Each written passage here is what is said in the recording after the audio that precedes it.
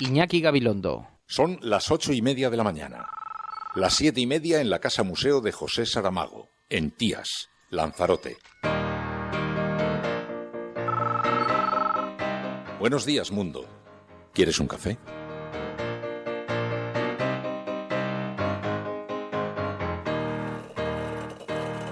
We were sailing on waves of silver. There were echoes in the wind. When we raised our sails to capture them, the ship was lifted up and then it was sank.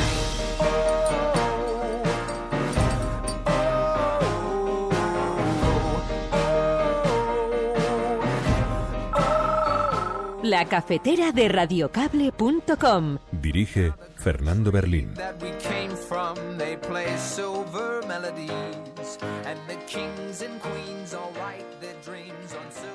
Hay una parte de Cataluña que no suele votar y que es importante que vote. Si ofendí a alguien, lo siento muchísimo. Creo, en cualquier caso, que no se debe confundir a quien es un aliado y señalarlo como un enemigo. Nosotros hemos hablado de los derechos nacionales de Cataluña. Lo que dije y repito, es que una reforma constitucional solo es posible si produce un consenso similar al que hubo en la Constitución del 78, de la que yo formé parte. Creo efectivamente que en estos momentos no se dan las condiciones para una reforma constitucional. No estoy nada seguro que se den en el futuro a la vista de las declaraciones que estoy viendo en otros partidos políticos, pero el que mi opinión sea recogida o no recogida es indiferente. Mi única ambición a esta altura del partido es evitar un suicidio de Cataluña y que el presidente Rajoy sea el próximo presidente del gobierno.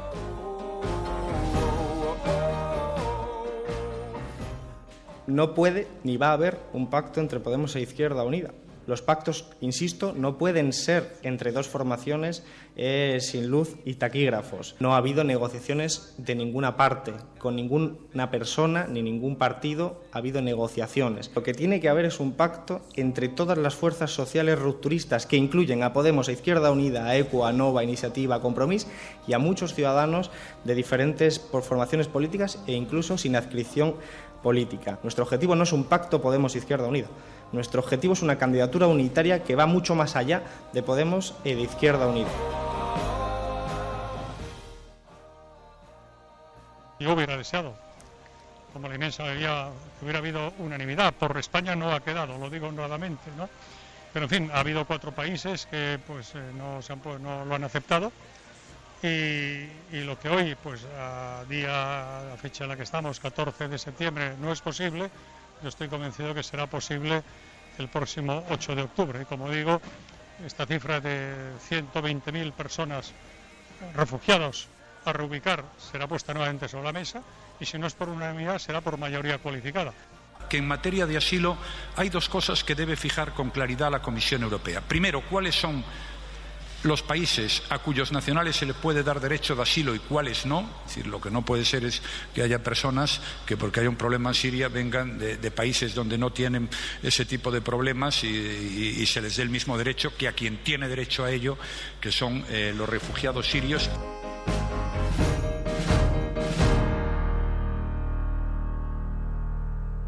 Inventamos una montaña de consumo superfluo. Y hay que tirar y vivir comprando y tirando. Y lo que estamos gastando es tiempo de vida. Porque cuando yo compro algo, o tú, no lo compras con plata. Lo compras con el tiempo de vida que tuviste que gastar para tener esa plata. Pero con esta diferencia. La única cosa que no se puede comprar es la vida.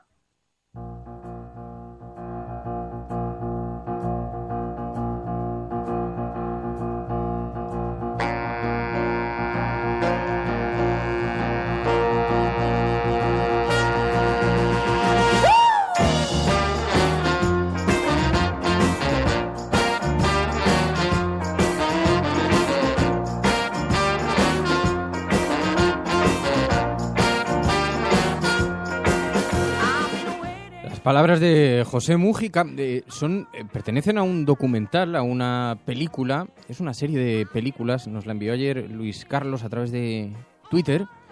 dijo, mira, es de Jan Arthur Bertrand. Dice, os va a encantar. Y es absolutamente maravilloso. Son grabaciones en primer plano de diferentes personas por todo el mundo, rodado por todo el planeta, y hablando de la vida, del amor, del dolor, del sufrimiento, de la sexualidad. Es un retrato del ser humano tan formidable, tan maravilloso, que me ha entusiasmado. Por eso hemos extraído este fragmento de ese documental. José Mújica, además, a quien, como sabéis, escuchamos con mucha frecuencia aquí en el programa. Muy buenos días a todos, bienvenidos a La Cafetera, una mañana más, este espacio en el que nos reunimos un grupo de resistentes para tratar de explicar qué es lo que está ocurriendo a nuestro alrededor en este mundo tan convulso. Saludamos en primer lugar a quienes se incorporan en diferido a este programa. Buenos días, buenas tardes, buenas noches. Especialmente a los expatriados. Hoy vamos a hacer un ejercicio con ellos. Especialmente a ellos porque, sabéis, siempre decimos, este programa es como un hilo de Ariadna que les mantiene en contacto con sus familias, con sus amigos, con los círculos que tuvieron que dejar para irse a vivir a otros países, renunciando a un montón de cosas en busca de una vida mejor, en busca de nuevas oportunidades, algunos en busca del amor, otros en busca de trabajo, otros huyendo de situaciones difíciles en España. Y como añoramos mucho a estas personas y sabemos que ellos añoran también a nuestro país, pues mantenemos un vínculo muy especial. Y el otro día les pedimos que enviasen aquí al programa, a través de nuestro número de teléfono, al WhatsApp, mensajes de audio recordando momentos especiales y personas especiales a las que le quisieran dedicar unos segundos de reflexión, de recuerdo, de cariño. Y han enviado algunas grabaciones que son absolutamente formidables. Absolutamente formidables. Son nuestros expatriados. Hace ya un par de años que mi mujer y yo emigramos a Taiwán. Bueno, pues resumiendo, hace un par de meses volví a España a ver a mi familia y enganché a mi madre a este programa. Entonces seguramente ahora mismo estará escuchándolo. Y le quiero decir que cuando empezamos a escuchar el programa juntos, pensé que había dejado a mi mujer aquí. Y resulta que había dejado a mi mujer y a otra personita, la cual aún no sabemos si es niña o niño, que estaba con ella. Y ahora ya tiene 3 meses y 3 semanas, o sea, casi 4 meses. Y bueno, se me había ocurrido que era la buena manera de contárselo, era esta. Pues muchas gracias. Cafetera.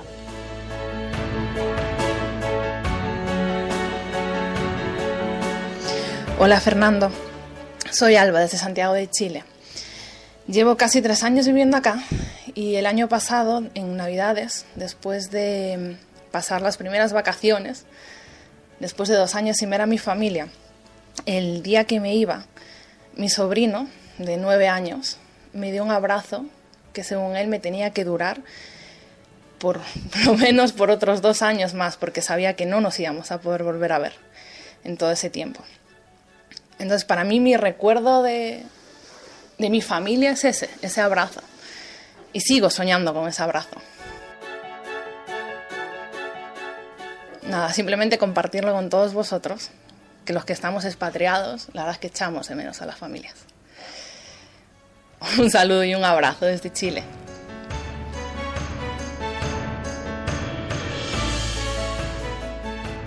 Hola familia, soy Víctor desde Islandia. Aquí sigo trabajando y estudiando. La verdad es que fue una muy buena idea dejar España para venirme aquí, porque allí me hubiese estancado y no tenía futuro. Pero con ello sacrifiqué el hecho de estar cerca de vosotros. Cerca de vosotros los malos momentos, que son los que más me duelen, cuando enfermáis y no puedo cuidaros desde aquí, o cuando alguno de nosotros nos deja. Sé que las cartas que os envío os reconfortan y nos acercan un poco, sobre todo en los momentos más duros. Pero igualmente echo mucho de menos estar cerca de vosotros cuando esas cosas pasan, y espero algún día poder volver y poder sentir y compartir esos momentos que la vida nos ha quitado. Un saludo.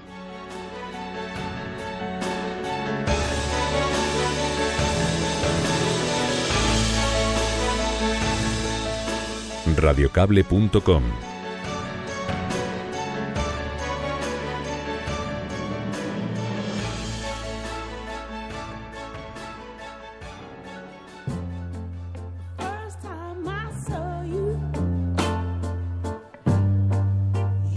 Pues un afectuosísimo cariño, un afectuosísimo abrazo desde España a todas aquellas personas que de una manera o de otra se sienten un poquito fuera, pero a la vez muy, muy conectados con nosotros. Y quería empezar además con esta dosis de oxígeno, porque hoy vamos a tratar un tema muy duro, el toro de la Vega, el bochorno de la Vega. Por eso he puesto ese hashtag, os pido que lo utilicéis para que podamos seguir la conversación. La cafetera bochorno de la Vega. Sabéis que hoy, ahora por la mañana, se va a celebrar en Tordesillas el toro de la Vega. Es un encierro que tiene lugar en España donde un animal, después de cruzar el pueblo exhausto, es lanceado, perseguido, hombres con lanzas a caballo que lo acuchillan hasta matarlo. Eso provoca, lo digo para aquellas personas que escuchan este programa desde el extranjero, provoca un enorme bochorno a muchos ciudadanos españoles, muchísimos ciudadanos españoles. Y de camino se encuentra hacia allí Ruth Toledano, sabéis que es activista, además escribe en diferentes medios de comunicación, ha escrito en el periódico El País, colaboradora de la cadena SER, ahora escribe en el diario.es, y además de estar señalada, el año pasado fue agredida, pero además de estar allí por unos tipos de Tordesillas, además de haber sido señalada en algún documento, este año vuelve hacia allí de nuevo para protestar por esta salvajada que se celebra cada año, a pesar de las numerosas protestas que se hacen. Bueno, hablaremos con Ruth Toledano ahora en unos segundos. Estás escuchando La Cafetera. Si lo estás haciendo, eres La Resistencia. Cora, Albert, Hardy Useful, PSV, Óscar, Celemín, Tito Stop Tip, Tribilín, Virginia Rodríguez, Guillem Salazar, Monse Merino, Tony Matarín, Sonia Ballesteros. No estás solo.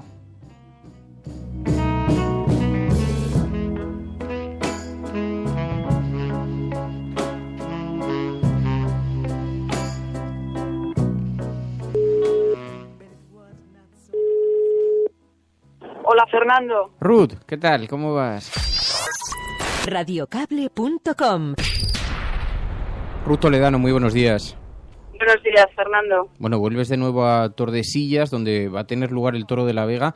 Estáis llegando, ¿no?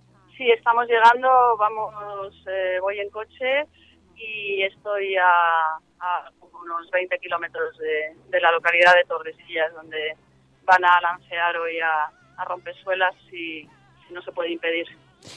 Este año se anuncian medidas de seguridad muy fuertes este año. Sí, bueno, ya se llevan anunciando durante varios días y las noticias que hasta el momento me han llegado es que el dispositivo es exhaustivo, que se han cerrado bastantes accesos de entrada al pueblo de Tordesillas, que ya hay bastantes, al menos 100 activistas retenidos en la rotonda, que está en el recorrido por donde pasa el toro, e incluso que ya se han producido a lo largo de la noche algunas agresiones a activistas por parte de tordesillanos armados con garrotes. Al parecer, no lo tengo confirmado, pero es la noticia que tengo. Hay una pareja que ha sido agredida y la chica tiene incluso pues heridas en la cara con un garrote. Todo esto, bueno, es lo que me va llegando, pero en cualquier caso, en fin, ya demuestra que sorprende que una fiesta de interés turístico pues comience así, ¿no? Ruth, para algunas de las personas que escuchan este programa, que viven en el extranjero y no conocen con precisión en qué consiste este acto, ¿en qué consiste el Toro de la Vega? El Toro de la Vega consiste en soltar a un toro, a un animal que además pues ya lleva toda la noche retenido en un recinto, imaginamos que hostil, y que será soltado en un recorrido que recorre el pueblo hasta lo que se llama La Vega, que es campo abierto, donde lo esperan pues decenas de lanceros, de personas con enormes lanzas de 3 metros de altura, con unas hojas de casi 30 centímetros, unos a caballo y otros a pie, lanceros a pie y a caballo, que lo acosarán y lo perseguirán con esas lanzas medievales propinándole lanzazos hasta que supuestamente una de esas lanzas le alcance el corazón. El reglamento supuestamente pues exige que solamente sea una de esas lanzas la que le hiera y la que le mate, pero lo cierto es que ese reglamento nunca se cumple y los toros hasta el día de hoy siempre han recibido un martirio de lanzazos pues en todas partes de su cuerpo, incluidos los ojos. Hay documentos que así lo demuestran. Ruth, hay activistas que han viajado desde diferentes lugares del país hacia Tordesillas. ¿Cuál es el objeto del viaje que vais a hacer? Bueno, yo voy como periodista, no voy como activista. Yo voy a cubrir lo que allí suceda para el diario.es, pero sí me consta que se han trasladado hasta allí activistas no solamente de España, sino de otras partes del mundo, no solamente de Europa, también han venido personas de Latinoamérica, de Estados Unidos, de Alemania y de Inglaterra, me consta también, de Holanda. Es decir, hay un clamor mundial contra esta salvajada y bueno, lo que se pretende es dejar constancia de la repulsa que este festejo, este mal llamado festejo, pues ya provoca en nuestra sociedad, ¿no? Y bueno, siempre los activistas han pretendido, realizar algún tipo de acción pacífica que consiga retrasar la salida del toro de modo que se cumpla a sí mismo una de las normas del reglamento, que consiste en que si llegadas las 11 de la mañana el toro no ha salido, tiene que ser indultado. Ruth, tú has estado otros años, en una ocasión fuiste agredida. Me ha impactado muchísimo un post que hemos leído tuyo, que has escrito en el diario.es, donde denuncias precisamente que tras esa agresión hay una pasividad absoluta por investigar a los autores, a pesar de que se aportaron incluso material gráfico donde se les veía. Y además, este año, cuando se ha presentado el evento del Toro de la Vega, han entregado un dossier en el que se incluye tu nombre y se te acusa de simulación de delito.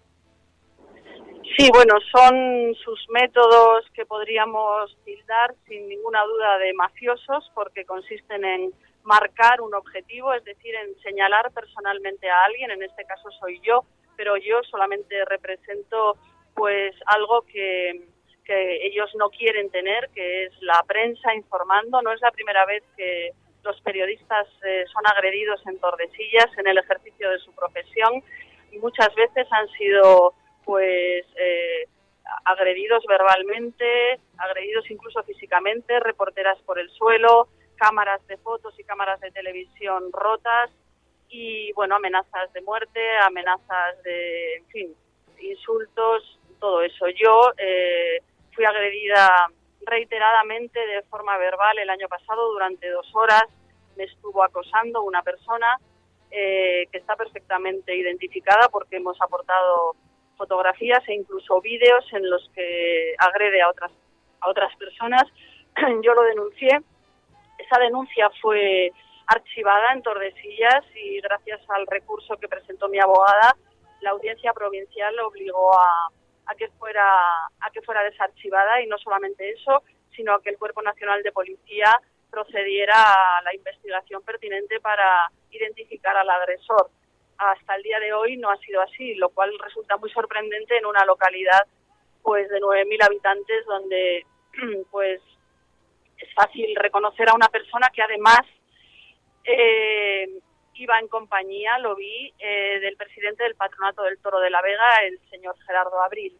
Lo que ha sucedido este año es que el alcalde de Tordesillas, José Antonio González Porcela, fue hace unos días a Madrid a presentar el segundo Congreso del Toro de la Vega, que se celebrará en Tordesillas de los días 15 al 18 de septiembre, y en un dossier informativo, es decir, un dossier que se entrega a prensa y a los asistentes, que por cierto eran ínfimos, eran ellos y algunos periodistas, pero se entregó un dossier en el que presuntamente se explicaba lo que era el Toro de la Vega y además se hacía una relación de los incidentes que se habían producido en los últimos años. Entre esos incidentes se incluye un punto que me menciona como, que simulé esa agresión, y no solamente eso, se miente diciendo que ocupé una ambulancia y que ese hecho podría haber causado la muerte de un torneante en caso de haberla necesitado. Eso es una mentira, porque yo en ningún momento me dirigí a ninguna ambulancia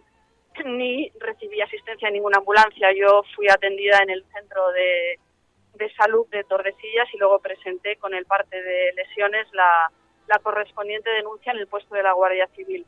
Pero sus métodos son mentir. También ha mentido el alcalde en ese mismo acto de presentación del Congreso. Dijo que había sido que unos activistas que lo recibieron, digamos, lo hicieron un scratch, es decir, lo recibieron pacíficamente en la puerta con las manos en alto. Eran algo así como 15 o 20 personas. Pacíficamente pues mostraron su repulsa, y él dice que la policía tuvo que impedir que fuera agredido, lo cual incluso La Sexta ha demostrado que no fue así, porque lo estaban grabando y han emitido que eso no fue así. Es decir, se basan en mentiras pues para desacreditar tanto a los periodistas como a los activistas y legitimar su salvaje festejo y su salvaje celebración.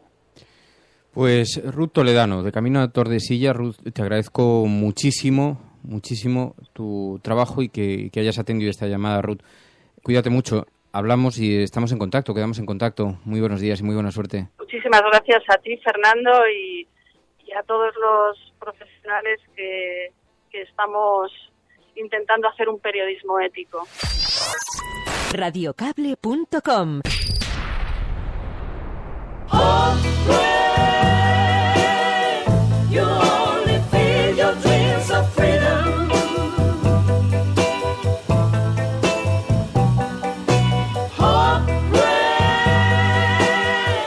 Me puede sorprender, más incluso que lo que hacen con los toros en Tordesillas, que esos miserables no se sientan intimidados por lo que yo entiendo que es el odio de...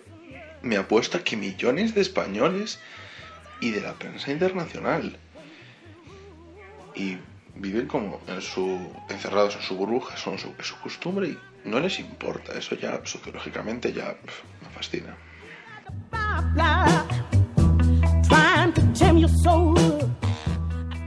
627-002-002, el número de teléfono con el WhatsApp donde podéis dejar vuestros mensajes.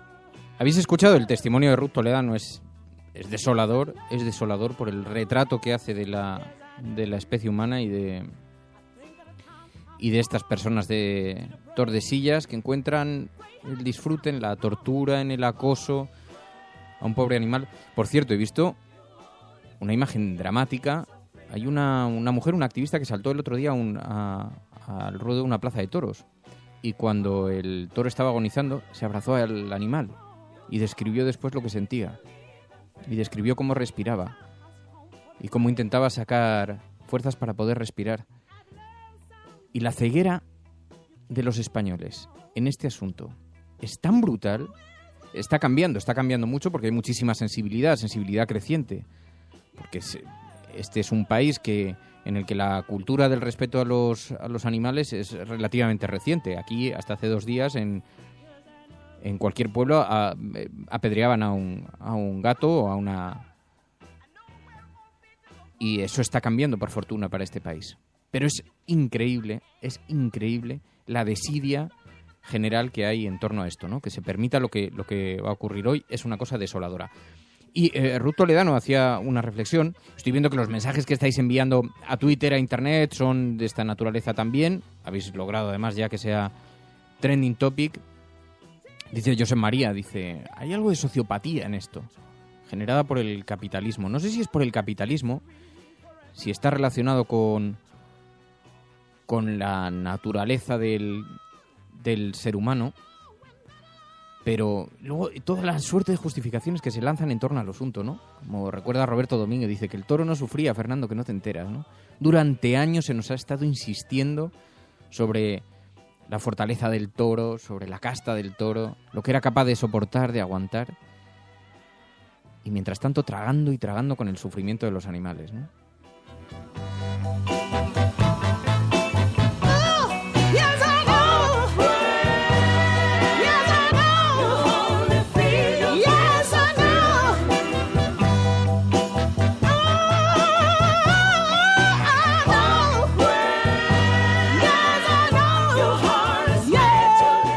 Mamen Páez dice, hablan los taurinos de nobleza del toro y lo asesinan a lanzazos.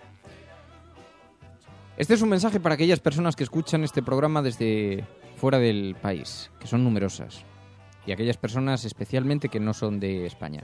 Hay muchos españoles, hay muchas personas, muchos vecinos incluso de ese pueblo, que se sienten absolutamente avergonzados por lo que aquí ocurre, avergonzados. Cada vez que se mata un animal se retrata un poco esta sociedad. Es una vergüenza.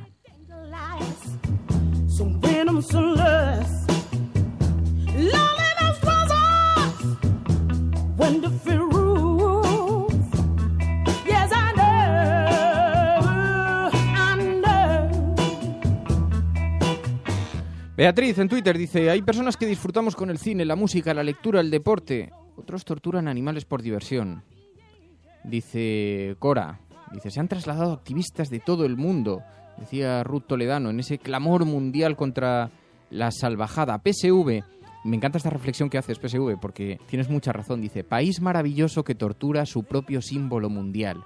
Esa imagen por la cual nos identificaría en buena parte del mundo. Esa imagen que decora las carreteras de este país. Ese es el símbolo máximo de la tortura, del sufrimiento, de la soberbia humana.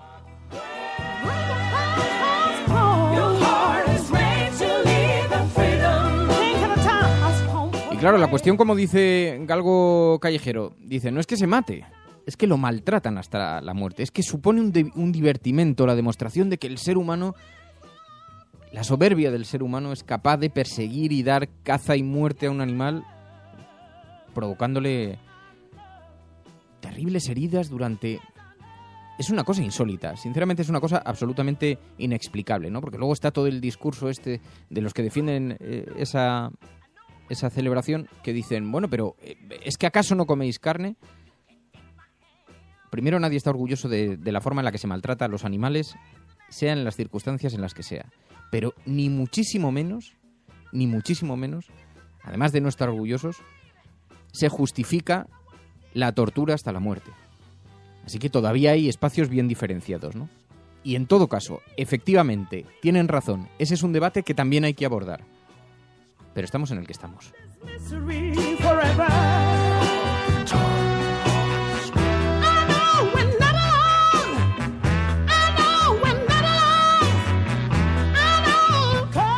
Bueno, por suerte tenemos a nuestros expatriados que nos recuerdan todavía con enorme sensibilidad los vínculos que tienen con este país. Cosas maravillosas de este país, la gente, el cariño, los recuerdos. Nuestros expatriados que nos enviaban estos mensajes.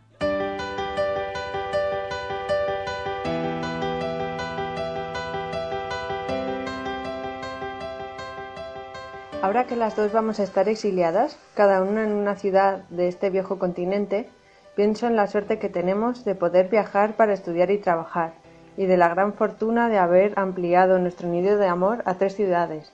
Nuestra querida Madrid, siempre allí para pasearla juntas, Milán y Hamburgo. Pues aunque no estemos físicamente juntas, sé que nos acompañamos en todo lo que hacemos.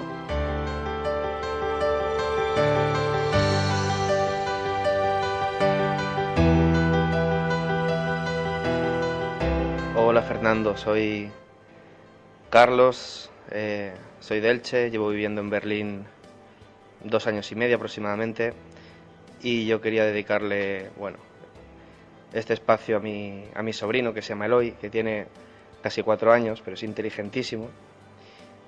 Y recuerdo que de las últimas veces que estuve en España, voy unas 3 veces al año aproximadamente, Estábamos jugando en el pasillo, me fue a tirar el coche, un cochecito, él en una punta y en otra, y me dijo, mira tío, te voy a tirar mi coche, ¿vale? Y yo bromeando le dije, no, el coche es mío del tío. Él dijo, no, es mío. Yo le insistí, no, es mío. Y entonces miró para abajo, un par de segundos, me volvió a mirar y dijo, bueno, es tuyo y es mío, es de los dos, ¿vale? Entonces, bueno, yo me emocioné un montón porque que una criatura tan pequeña, ¿no? Ya desarrolla esos valores, ¿no? De compartir, ¿no? Los niños, pues que son mucho de esto es mío, los juguetes. Claro, eso habla un montón muy bien, ¿no? De mi hermana y mi cuñado, la magnífica educación, ¿no? Que le están dando, porque es un crío sensacional. Y seguramente es lo que más echo de menos, ¿no? De España. Pues eso, ¿no? Estar día a día, verlo crecer, jugar con él. Mi recuerdo especial es para un par de amigos médicos, expatriados en Estados Unidos, Ángel y María, en Nashville, concretamente, con 3 niños, ya que aquí no se valora suficientemente la investigación médica, contra el cáncer en concreto. Muy triste. Pero bueno, recuerdo noches a altas horas, después de alguna fiesta universitaria o de un gran concierto, conversaciones tan diversas sobre nuestros grupos y canciones preferidas, sobre política, sobre arte o arquitectura, incluso sobre el bien y el mal. Lo recuerdo con nostalgia, pero con mucho cariño. Sois unos valientes, Ángel y María, os quiero mucho. Soy Tony y formo parte de la Resistencia.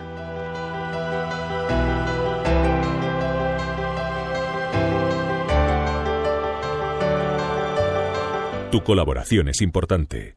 Ayúdanos retuiteando la dirección de este programa. Hagamos que se nos oiga. Hagamos que se nos conozca. Radiocable.com.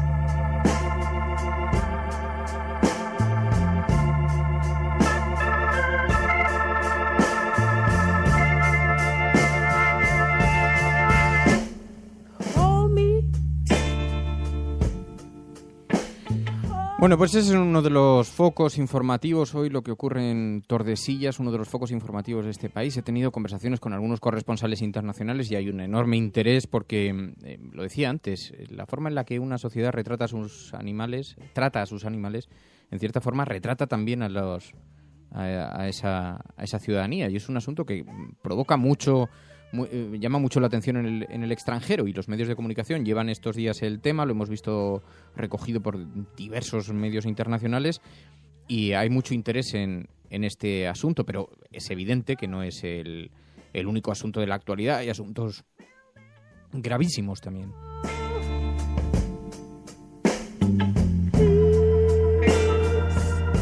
Pero lo decía BBC, Independent. La batalla contra el toro de la Vega en España, el creciente rechazo que en España provoca la fiesta tradicional de Tordesillas, puesto de relieve en los medios británicos. Y se hacen eco de toda esta campaña, de toda la movilización de los activistas, de decenas de personalidades, de la oferta que han hecho numerosos cantantes para actuar en un gran acto en sustitución de esa celebración. Dice la BBC, la crudeza del toro de la Vega.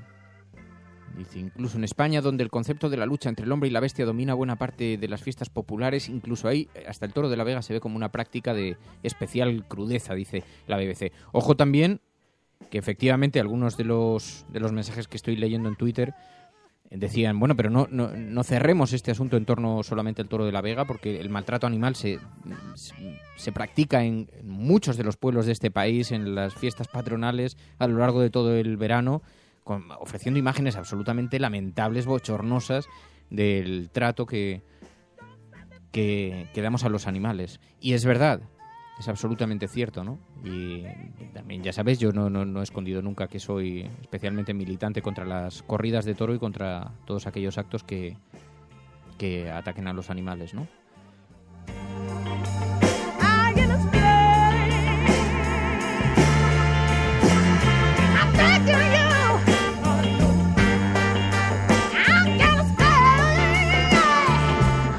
Yo creo que más que centrarnos solamente en el toro de Tordesillas, deberíamos centrarnos en general en todos los festivos que impliquen el maltrato de los animales ya que en cada corrida de toros mueren 6 de estos y esto se produce en muchos pueblos durante muchísimos fines de semana, durante todo el año. Así que vamos a centrarnos en el maltrato animal en general y de una vez por todas vamos a salir ya a parar esto.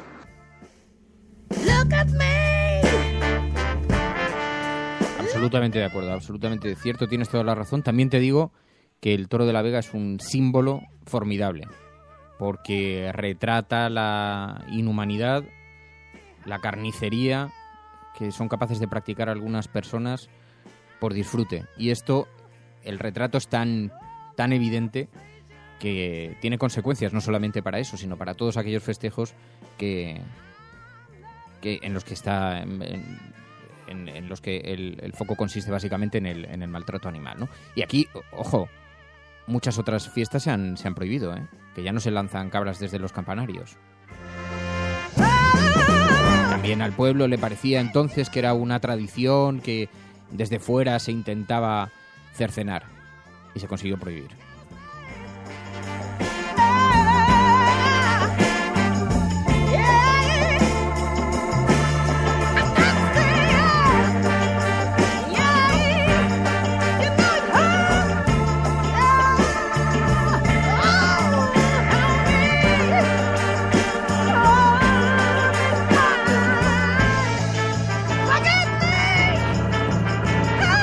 Dice Patia, hombre, Fernando, no hagas esto porque ya tenemos un nudo en la garganta para el resto de la mañana, dice, para todo el día. Bueno, por eso hemos intentado también intercalarlo con algunos de los mensajes tan edificantes que nos llegaba de la gente que vive en el exterior, de nuestros expatriados, ¿no? Pero efectivamente tienes mucha razón. Bueno, el caso es que os decía, hoy en la actualidad son muchos asuntos y un asunto que es de especial importancia, como sospecho que vamos a tener muchas semanas por delante para hablar de ello, por eso no lo he utilizado de apertura, pero podéis suponer el drama ante el que nos encontramos. La Europa de las alambradas. El mismo día en que fracasaba la cumbre de ministros de Interior de la Unión Europea para resolver la crisis migratoria, los países del centro y el este de Europa respondían ayer a la afluencia de refugiados restableciendo los controles fronterizos. Schengen quedó parcialmente suspendido en un golpe, no sé si decir de muerte, pero desde luego en un golpe de formidable importancia contra la Unión Europea. Los primeros los alemanes, que después restablecieron las líneas de trenes. Esto va a tener importantísimas consecuencias económicas, porque además hay que recordar que por supuesto todo lo que es el envío, el transporte por carretera, de alimentos, en fin, todo lo que es el transporte, todo eso queda frenado, ralentizado. Va a tener importantísimas consecuencias, además de las consecuencias lógicas que tiene para un país como Alemania el cierre de algunas de sus fronteras. Bueno, esto lo llevan recogido hoy todos los medios de comunicación. Sabéis, como decía, os leía la noticia que lleva el periódico El País con la fotografía de portada, unas concertinas, por cierto, que estamos exportando desde España a Palas. Y sabéis que ayer en esta reunión que tuvo lugar de los ministros de Interior de la Unión Europea se llegó a una conclusión. La única conclusión fue que se necesitaba más tiempo. No hubo consenso. Fernández Díaz era el enviado español para negociar allí y mostraba así su frustración por no haber podido alcanzar ningún tipo de acuerdo. Simplemente una prórroga para poder volver a negociar el 8 de octubre. Yo hubiera deseado, como la inmensa mayoría, que hubiera habido unanimidad. Por España no ha quedado, lo digo honradamente, ¿no? Pero en fin, ha habido 4 países que pues no lo han aceptado. Y lo que hoy, pues a fecha en la que estamos, 14 de septiembre, no es posible, yo estoy convencido que será posible el próximo 8 de octubre. Y como digo, esta cifra de 120.000 personas refugiados a reubicar será puesta nuevamente sobre la mesa, y si no es por unanimidad será por mayoría cualificada. Mientras tanto, familias, hombres, mujeres y niños que han tenido que abandonar sus países. Hoy he leído una crónica terrible, una familia que decía: dejamos las luces encendidas y la comida metida en la nevera cuando salimos de casa.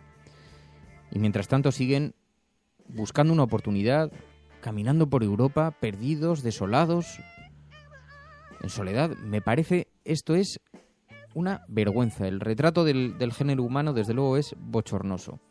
Decía Pedro Blanco ayer en Twitter, esta Europa inoperante, incapaz, que se cita de nuevo el 8 de octubre para intentar un acuerdo sobre la crisis de refugiados que provoca más vergüenza que otra cosa, ¿no? Es que en agosto nos dijeron que se actuaría el 14 de septiembre y llega el 14 de septiembre y nos dicen que se va a actuar el 8 de octubre, que se va a decidir algo el 8 de octubre.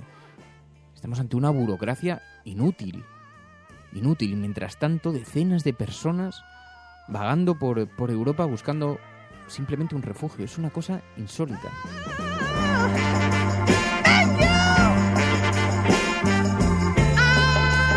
Y todo esto, por cierto, solamente en unas semanas. Todo esto está ocurriendo solamente en unas semanas.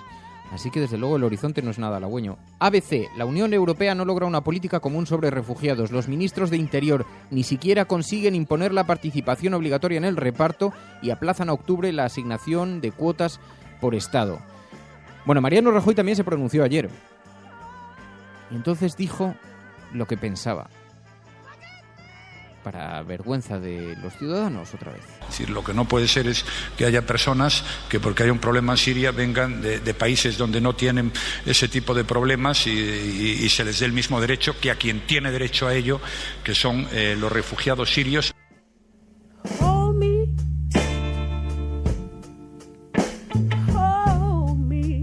¿Dónde habrán quedado todas las raíces cristianas que hacían la dignidad europea y que tanto enarbolaban, por ejemplo, para impedir la entrada de Turquía, que decían, ya, pero es que las raíces cristianas de la Unión Europea, las raíces cristianas? Pues bonita manera de demostrarlo. El periódico El Mundo también, en portada, la Unión Europea fracasa al no lograr un acuerdo sobre los refugiados. Alemania y Francia incapaces de convencer a los países del este de la necesidad de fijar el reparto. Fracaso absoluto, 28 Estados miembros fueron incapaces de cerrar un acuerdo político ayer en Bruselas para el reparto de 160.000 refugiados a lo largo de los próximos 2 años en el seno de la Unión Europea. Ni siquiera un acuerdo sin calendario definido, sin cuotas fijas en el que no participarían, al menos en todos sus aspectos, ni el Reino Unido, ni Dinamarca, ni Austria, ni Hungría. Un acuerdo sin la palabra obligatorio en el texto, sin perspectivas de lograr un mecanismo permanente para el reparto de los demandantes de asilo. Bienvenidos a Europa, amigos.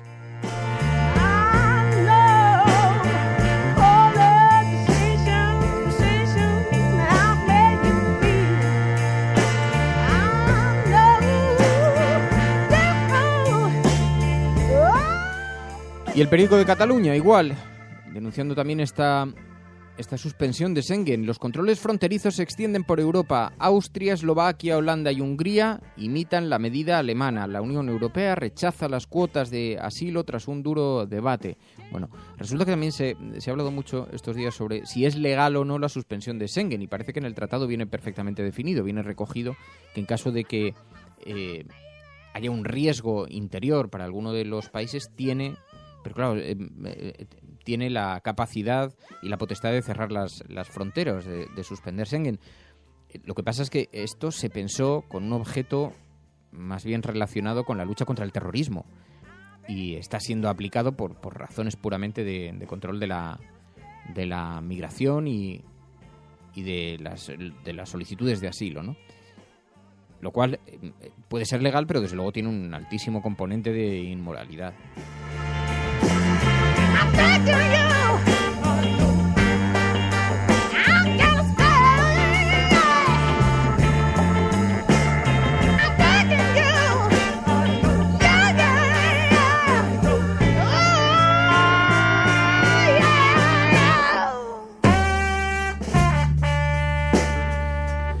Bueno, y mientras tanto en España sigue todavía, como podéis suponer, que estamos a semana y media, casi 2 semanas todavía, de las elecciones en Cataluña, esas elecciones plebiscitarias donde se debaten muchos asuntos, no solamente quién va a gobernar Cataluña, sino si ese va a ser la antesala de la independencia, y todavía, pues es, como podéis imaginar, es objeto esto de numerosos artículos en la prensa, porque además el Tribunal Constitucional, sabéis que ayer dejó en suspenso parte de la Hacienda catalana, y esto lo recogen hoy todos los periódicos. El gobierno recurrió alegando la igualdad de acceso a la función pública, dice La Vanguardia, lo que ha provocado que el Constitucional frene ese plan, que como denomina el periódico El País, es el plan de la agencia tributaria de Mas. La suspensión de un artículo clave de la ley de Hacienda catalana dificulta el calendario independentista.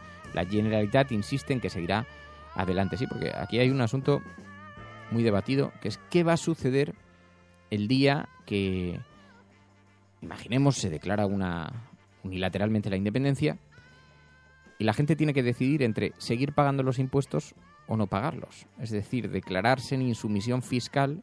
¿Tú lo harías? ¿Te arriesgarías a que el Estado actúe sobre, por ejemplo, sobre tus cuentas corrientes, sobre tus propiedades? Porque claro, puedes terminar embargado.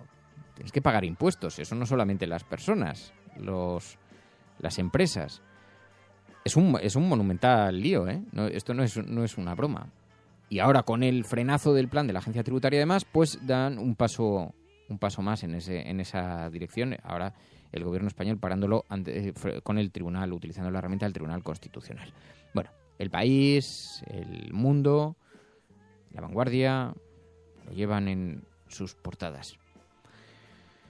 Esto es lo que hay, amigos. Ayer, por cierto, Pablo Iglesias tuvo que pedir disculpas. ¿Sabéis que se había dirigido? La campaña de Podemos se está centrando básicamente en el cinturón, en los alrededores de las grandes ciudades, donde creen que puede haber caladero de voto. Y entonces se dirigió a aquellas personas que tienen familiares. Sabéis que hizo una crítica diciendo, bueno, aquellos que vuestros padres son de otras regiones, tenéis que ir a votar, no debéis permitir que nadie robe el voto. Y eso ha provocado una gran polémica.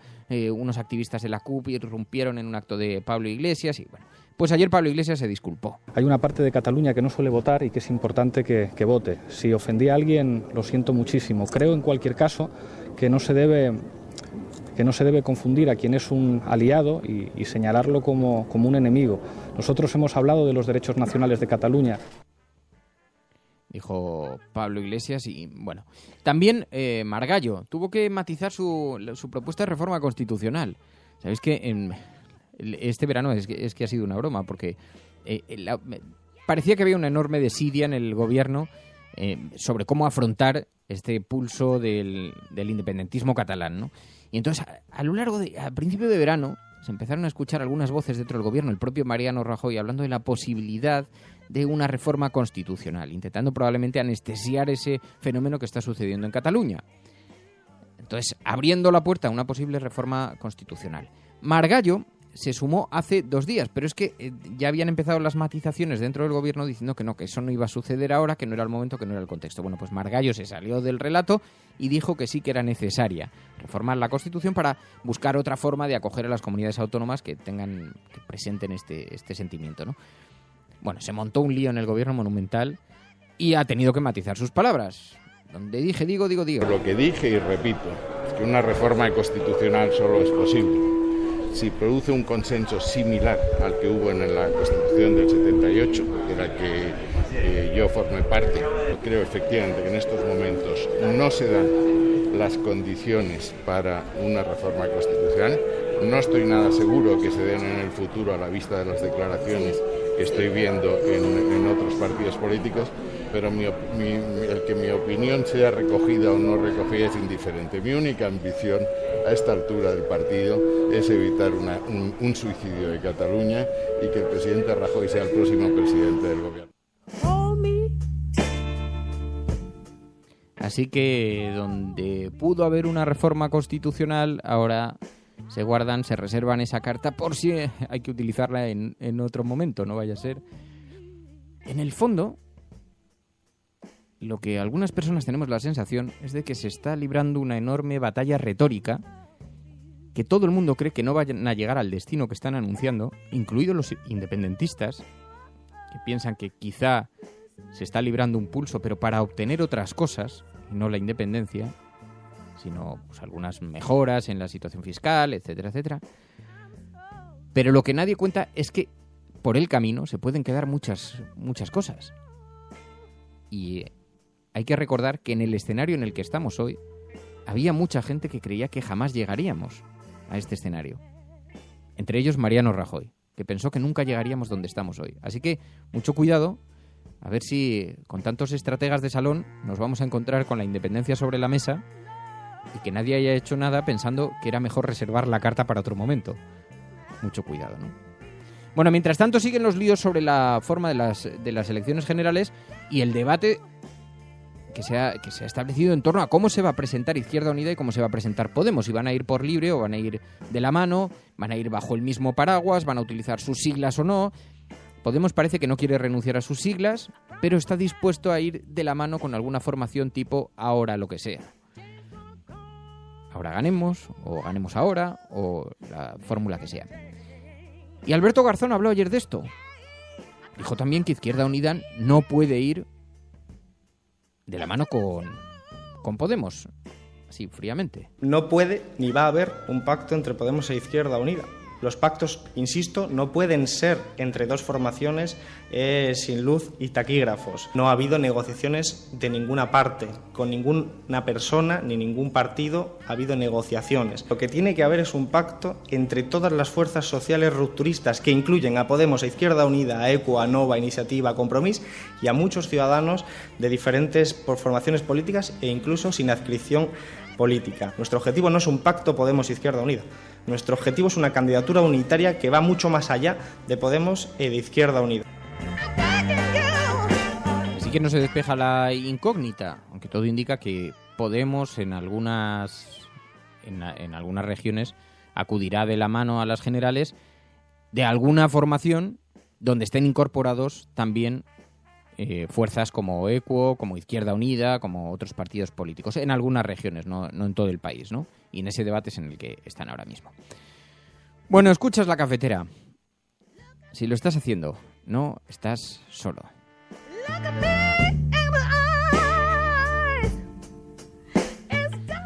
Y así es como retratan las portadas de los periódicos la realidad española y los sonidos del día. Nosotros nos vamos a marchar, mañana volvemos con más y para intentar ver qué es lo que está ocurriendo a nuestro alrededor. Así que disfrutad de la mañana, si os dejan, y no faltéis mañana a la cita. Y eso sí, antes de que nos vayamos, ayúdanos retuiteando la dirección de este programa. Ya sé que no me canso de repetirlo, pero finalmente necesitamos que se nos conozca, que se sepa dónde nos juntamos. Este grupo de la resistencia. Tu colaboración es importante. Ayúdanos retuiteando la dirección de este programa. Hagamos que se nos oiga. Hagamos que se nos conozca. Radiocable.com. Adiós. Hasta mañana.